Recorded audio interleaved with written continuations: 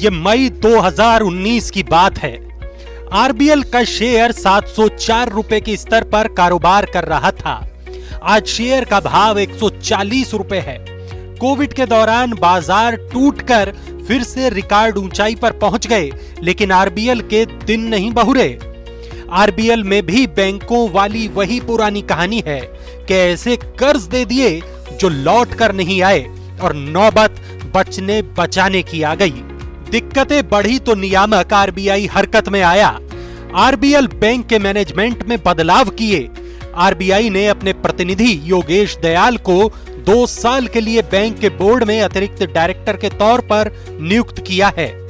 इसके बाद बैंक के एमडी और सीईओ विश्ववीर आहूजा तत्काल प्रभाव से छुट्टी पर चले गए हैं। इस खबर के आने के बाद 27 दिसंबर को बैंक के शेयर 18% से ज्यादा टूट गए।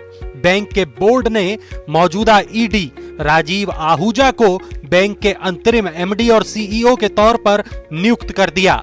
अब बड़ा सवाल ये कि आरबीएल बैंक में चल रही इन आवागमन की गतिविधियों के बीच डिपॉजिटर और निवेशकों पर इसका क्या असर होगा।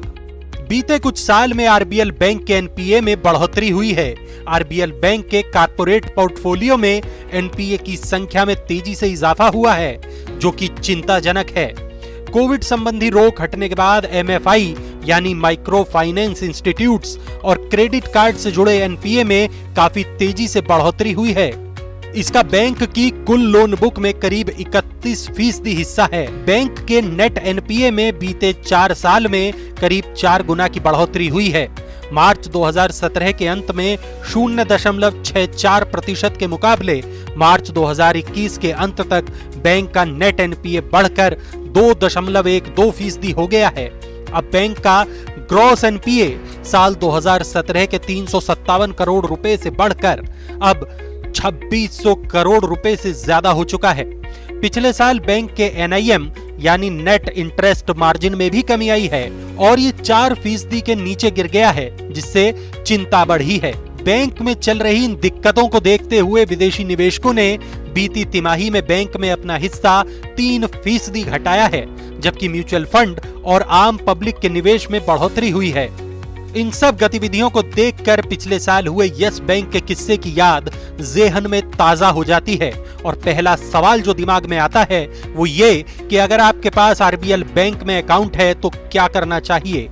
क्या अपना सारा पैसा निकालकर किसी दूसरे बैंक के खाते में डाल दें या फिर चिंता की कोई बात नहीं है।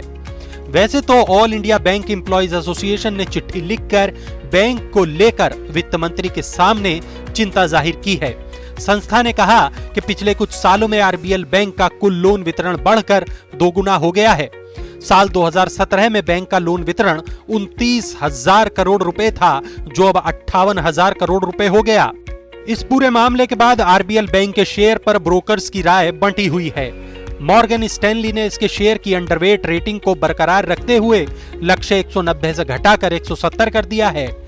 सीएलएसए ने आउट परफॉर्म रेटिंग को बरकरार रखा है, लेकिन लक्ष्य 230 से घटाकर 200 रुपए कर दिया है। वहीं कोटक इंस्टीट्यूशनल इक्विटीज ने अहम जानकारी मिलने तक शेयर की रेटिंग को सस्पेंड कर दिया है। मॉर्गन स्टैनली के मुताबिक हाल की गतिविधियों से छोटी अवधि में चिंता और बैंक के मुनाफे पर दबाव बढ़ने की आशंका में वृद्धि हुई है। मैनेजमेंट बदलने और आरबीआई के कदमों पर बैंक की तरफ से कोई स्पष्ट बयान न आना भी चिंताजनक है। इस पूरे मामले में सबसे ज्यादा चिंता में वो निवेशक या शेयर धारक हैं जिन्होंने आरबीएल बैंक में पैसा लगाया है। इस मुद्दे पर इक्विटी 99 के राहुल शर्मा का मानना है कि मौजूदा निवेशक आरबीएल बैंक के शेयर्स को 135 रुपए के स्टॉप लॉस के साथ होल्ड करें। हालिया गिरावट के बाद नए निवेश करने की सलाह नहीं होगी। मनी 9 की सलाह यह है कि यस बैंक, धनलक्ष्मी बैंक जैसे कई निजी बैंकों के बाद अब आरबीएल बैंक मुश्किल में है। रिजर्व बैंक ने इसके ग्राहकों डिपॉजिटर्स को तो आश्वस्त किया है, लेकिन इस बैंक के शेयरों में निवेश करने वालों को सचेत रहना होगा।